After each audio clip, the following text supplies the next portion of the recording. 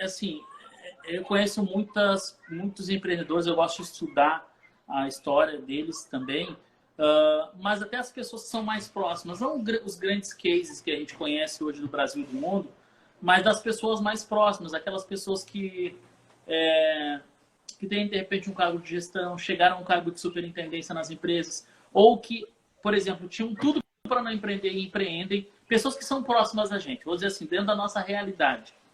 E eu, às vezes, analiso a história dessas pessoas. Essas pessoas são do interior do Rio Grande do Sul, nasceram em cidades extremamente pequenas, de 30 a 20 mil habitantes. São pessoas que não estudaram em colégio particular.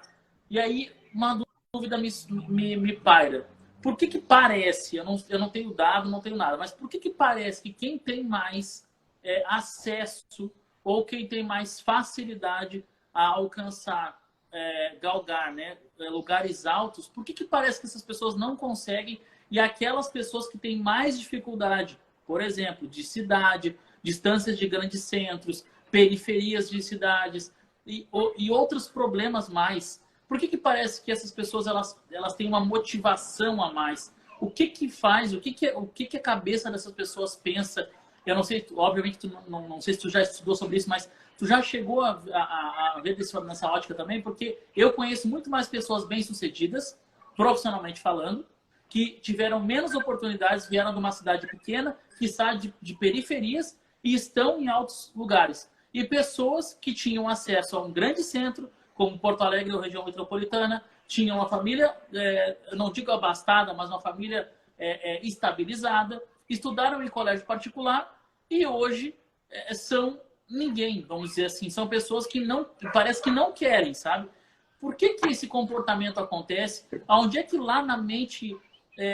parece que essas pessoas que vêm de fora, parece que tem mais gana, sabe? Tem mais vontade. O que passa na cabeça dessas pessoas? O que passa na cabeça das pessoas que têm tanto acesso e facilidade e não fazem?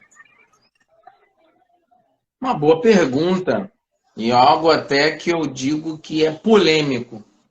Porque isso tem muito a ver. Não dá para você não dá para você, tipo, eu vou dizer o vilão. Mas existem vários vilões nisso, né? Geração, construção de crenças, questões de facilidade que você acaba desenvolvendo um adulto infantilizado. Inclusive, eu tava na mentoria, eu não estava na mentoria, eu estava assistindo a mentoria, que não deu para assistir hoje de manhã, e muitas vezes você identifica alguns pais, por exemplo, como foi o meu caso, que eu vivi isso, você vem de uma infância pobre, que você não tem nada, que você tem muita escassez, e quando você tem dinheiro, você quer dar tudo, tu quer gastar tudo porque você teve escassez, então você vive num ciclo de escassez e abundância, escassez e abundância. Como você não sabe o equilíbrio, você pega os seus filhos e quer dar tudo aquilo que você não teve.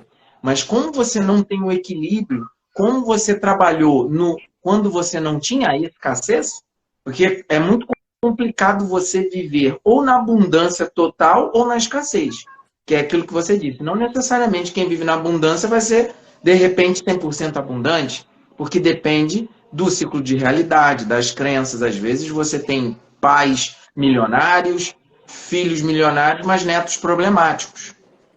E aí, quando você vai olhar o sistema de crenças dessas pessoas, você vê que tem cheio de crenças que limitam elas. E é aquilo que eu digo, né? Se eu for trabalhar, que é um tipo de ferramenta que eu trabalho nos meus processos, é o ciclo da realidade. Porque o que você está falando tem muito a ver com o ciclo de realidade. O que eu vejo, eu crio. O que eu tenho dentro de mim, eu crio.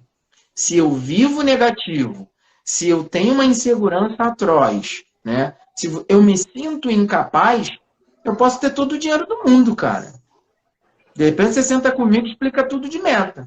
Mas se eu já tenho a incapacidade dentro de mim e uma negatividade, eu não vou chegar a lugar nenhum. Porque o cara pode me dar uma oportunidade. Eu sento na cadeira, eu vou sentir peso. Eu já vou entrar, tipo, falido. Eu já vou entrar desgastado. Eu já vou olhar todo mundo como se todo mundo já tivesse um julgamento. antes de me dar a oportunidade a alguma coisa.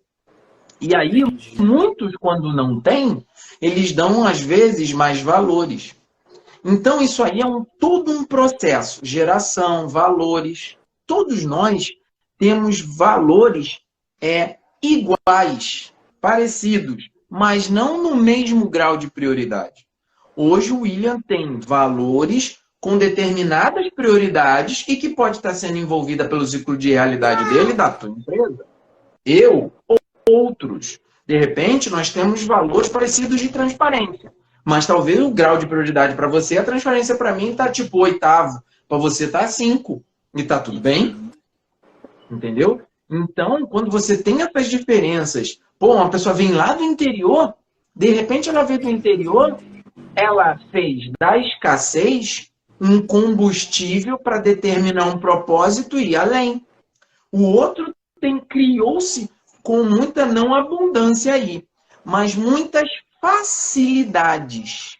E aí alimentou valores medianos. Logo, eu fico aqui, crio zona de conforto.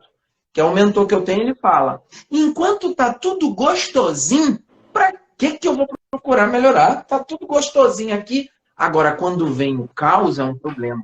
E aí que eu costumo falar para as minhas clientes. Não espere o caos chegar. Não espere tudo ficar névoa. Tudo numa situação desesperadora para resolver o negócio. Você vai sentir muito mais dor, sabe? Para você, vai ser muito mais dolorido você subir a escada do que se antes você já estivesse aqui. Para que você vai vir para cá? Olha só como é que essa questão da procrastinação, você não tem entendimento de meta, você não criar uma meta para a sua vida. Cara, se de repente para você hoje, você tem uma dificuldade, cria metas pequenas, metas que você possa alcançar. Hoje eu vou criar uma meta de ler um livro em 3 meses. Muitos podem me apedrejar, mas eu falo muito, não dá para você enfiar todo mundo numa panelinha igual, criar pãozinho igual, forminha. Os seres humanos não são formas. Mas se você tiver com o propósito de que você vai atingir no tempo que você se questionou a ler aquele livro, bacana, cara, tu bateu a tua primeira meta. Pronto. Você já conseguiu bater a tua primeira meta. Você já ensinou a tua cabeça. Cara, é desta maneira que você vai bater meta. Qual é a próxima? Você sempre tem que perguntar. Qual é a próxima meta? Vou fazer o quê? Agora não dá para eu ficar numa zona de conforto, tá tudo gostosinho. Eu não sei o que é meta, mas também não crio meta para mim. Então, como que você vai atingir alguma coisa na sua vida se você não bota na tua cabeça que você tem que chegar a algum lugar?